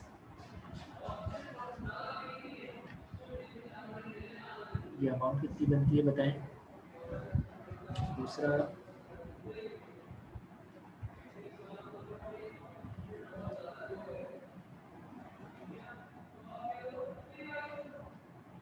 Debenture payable 5,500 multiply by 100।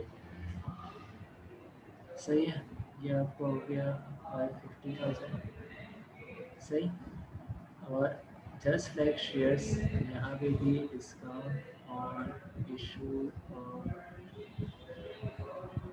Debenture ये आ रहा होगा 10 रुपीज़ का है तो 55,000, और 55 इसमें से हटा दें तो ये बनता है 495,000 आ गई। सही है, to record issue of debenture at discount. सही है, जस्ट लाइक शेयर कैपिटल वाली चीज़ें। शेयर कैपिटल में सिंपल सब्सक्रिप्शन मनी पहले आ रही होती है, अब यहाँ पे कोई सब्सक्रिप्शन मनी ऐसी कोई चीज़ नहीं, डायरेक्ट सेकंड वाली जो एंट्री थी उसका इम्पैक्ट आ रहा है। डिबेंचर में पहली वाली एंट्री का कोई इम्पैक्ट नहीं है, डायरेक्ट सेकंड वाली एंट्री का इम्पैक्ट है। कोई क्वेश्चन इसमें किसी का?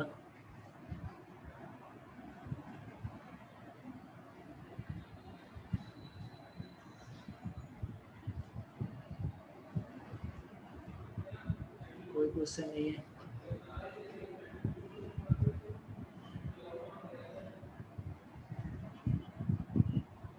ओके जी,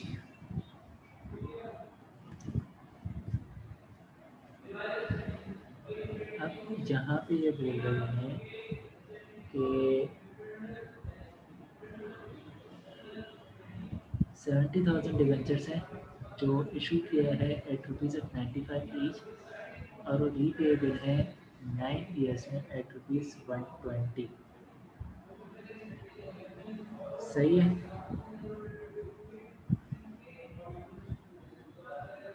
अब क्या करें?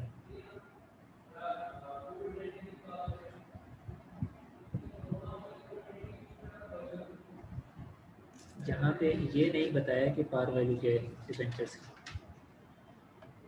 सही है ना? ये तो क्या देख लें।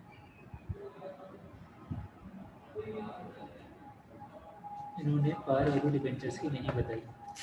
सही है, मैं अस्यूम ये कर रहा हूँ कि शायद ₹100 हो, लेकिन अगर ₹100 नहीं है फिर फर्स्ट सही। स्टेटमेंट क्या है? 9 ईयर्स में 120, तो इसका मतलब है कि ₹25 के प्रीमियम पे ये पे करेंगे। पहली चीज़, कैश में डेबिट करूँगा कितनी अमाउंट से? कैश में डेबिट करूँगा 70,000 मल्टीप्लाई बाई 95। कितनी अमाउंट होती है ये?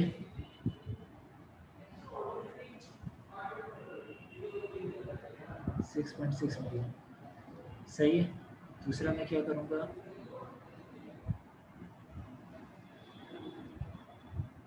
मैं डिबेंचर्स पेएबल को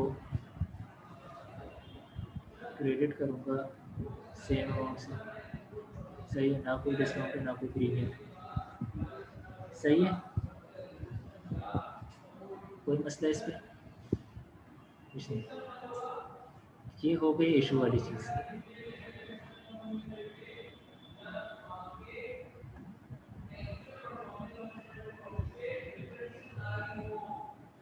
सही है। अब दूसरी एंट्री में यहाँ पे एनुअल बेसिस पे कर रहा हूँ। मैं सपोज़ ये कर रहा हूँ कि ये 9 ईयर्स में से पहला ईयर है। सही है, तो 9 ईयर्स में मुझे ₹120 पे रिटर्न करना है। सही, तो हर साल पे डिवाइड होना चाहिए। हर साल पे इसका इम्पैक्ट डिवाइड होना चाहिए कि किस साल पे कितने। इसका मतलब है मैं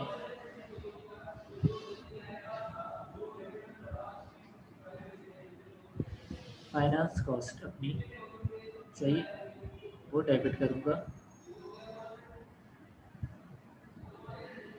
कितने से?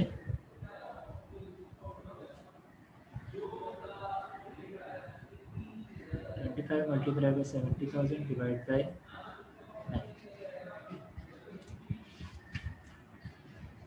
सही। अब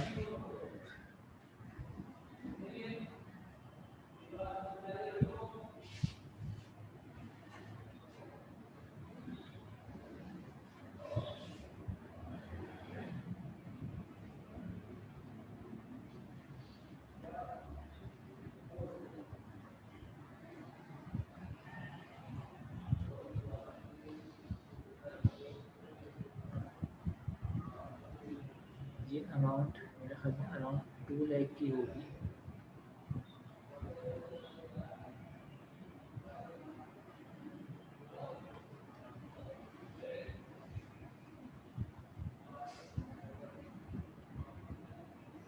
to record finance cost on debenture. अच्छा, यहाँ पे तो हमने फाइनेंस कॉस्ट करके रिकॉर्ड कर दिया।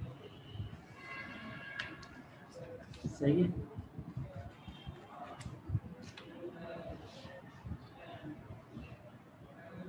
अगर इसके ऊपर कोई परसेंटेज भी होती,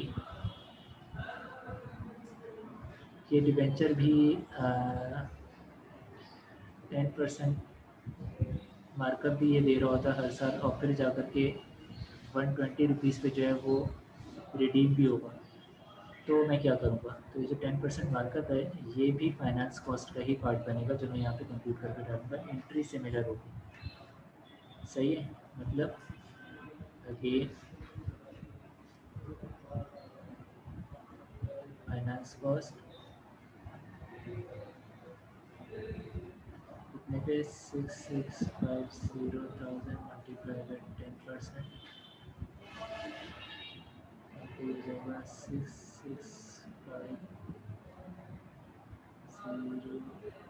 665,000। और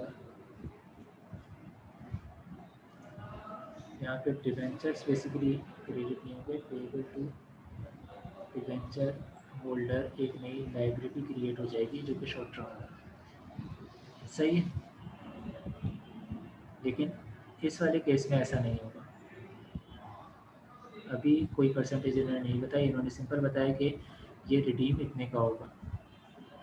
यहाँ तो कोई मसला, स्टॉक डिविडेंड जो पे करने वाली चीज़ है वो सिमिलर है जो हमने पहले ट्रांजैक्शन देखी थी। रिटेन अर्निंग जो है वो डेबिट कर रहे होते हैं और जो इशू कैपिटल है वो जो है वो क्रिएट कर रहे होते हैं। अब यहाँ पे प्रीमियम पे दे रहे हैं वो हमने सिंपल बात पे देखी थी, तो क्या होगा यहाँ पे रिटेन अर्निंग जो है वो डेबिट हो जाएगी। सही है, कितने से डेबिट होगी, वो टोटल अमाउंट से डेबिट होगी रिटेन अर्निंग 15 रुपीज़ के हिसाब से 50,000 multiply by 15।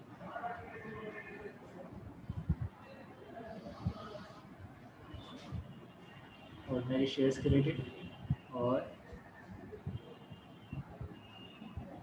Premium reserve credit.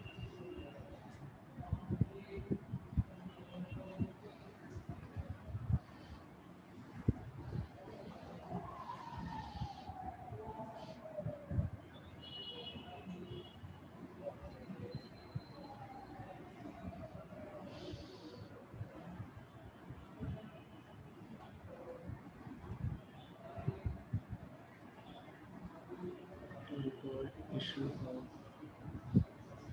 bonus shares at premium। सही है, जहाँ तक किसी को कोई प्रॉब्लम आ रही हो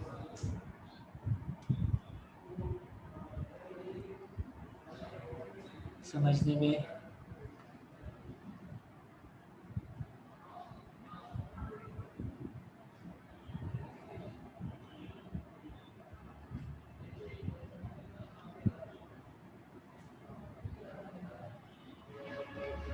आपको अब पास पेपर्स के क्वेश्चन करना कोई प्रॉब्लम नहीं होनी चाहिए।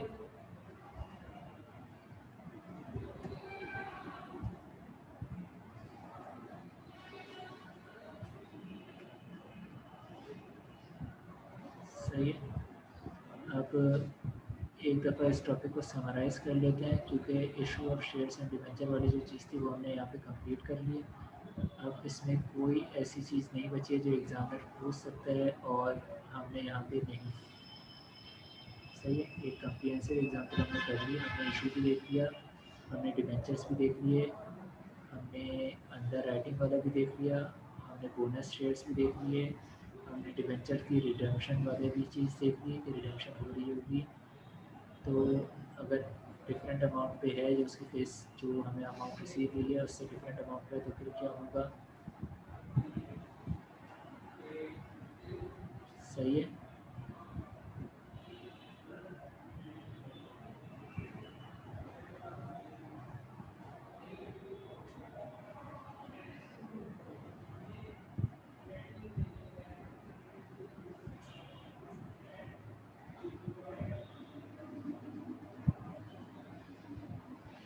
इसे थोड़ा सा समराइज़ करेंगे अभी,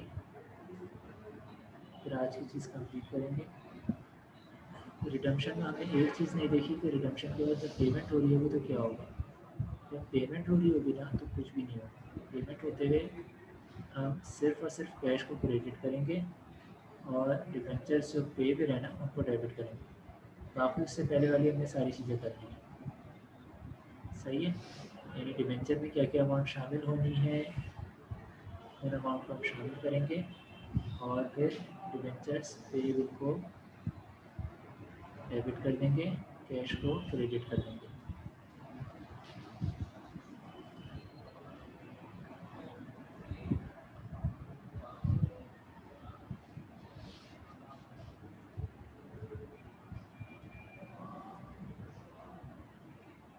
अच्छा, डिबेंचर में मैंने जो अमाउंट हमने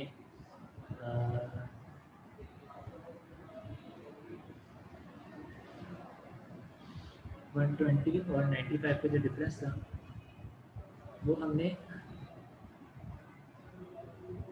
बेसिकली फाइनेंस कॉस्ट में ले गए थे। सही है ना? आप एक और काम भी कर सकते हैं इसका। वो क्या काम है? आप करोगे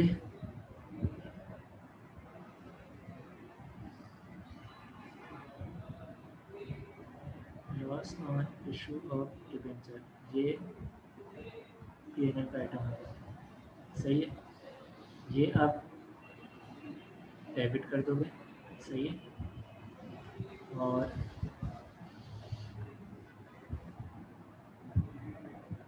प्रीमियम ऑन डिबेंचर ये आप क्रेडिट कर दोगे। किस अमाउंट से? उसी अमाउंट से जो कि 95,000 माइनस 120 मल्टीप्लाई बाय 70,000, ये जो अमाउंट थी ना, इस अमाउंट से आप ये एंट्री कर दोगे। सही है? इसका भी बैलेंस शीट पे कोई फ़र्क नहीं आएगा कि रिटेन अर्निंग के थ्रू ये लॉस बैलेंस शीट के जो कैपिटल है उसको कम कर रहे हैं और प्रीमियम जो है ये बढ़ा दे रहे हैं। सही है? तो ये काम भी किए जा सकते हैं, लेकिन आप पहली वाली ही ट्रीटमेंट करें जो आपको पहले बता दी गई है।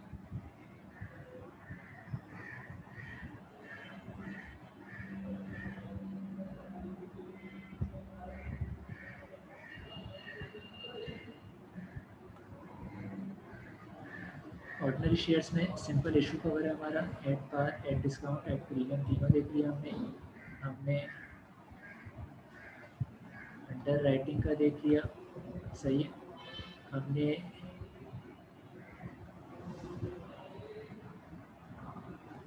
कमीशन और अंडर राइटिंग देख लिया। इसके बाद हमने डिबेंचर्स को भी देखा। डिबेंचर्स का हमने इशू देखा। सही है? डिस्काउंट और प्रीमियम तीनों पे देख लिया। सही है? उसकी हमने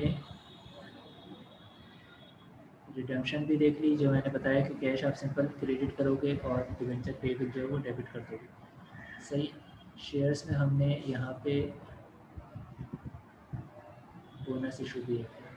अब इसके अलावा इस टॉपिक में कोई एडिशनल चीज़ नहीं है। अगर कोई क्वेश्चन हो तो नेक्स्ट क्लास में पूछ सकते हैं। हम यहाँ पर अपनी चीज़ एंड करते हैं। नेक्स्ट टॉपिक जो हमारा होगा वो जैसे डिसाइड हुआ वो हमारा टॉपिक हुआ मेरे ख्याल से ब्रांच अकाउंटिंग का डिसाइड हुआ हमारा। सही है? नेक्स्ट टॉपिक हम ब्रांच अकाउंटिंग लेकर भी चल रहे होंगे। अल्लाह हाफ़िज़।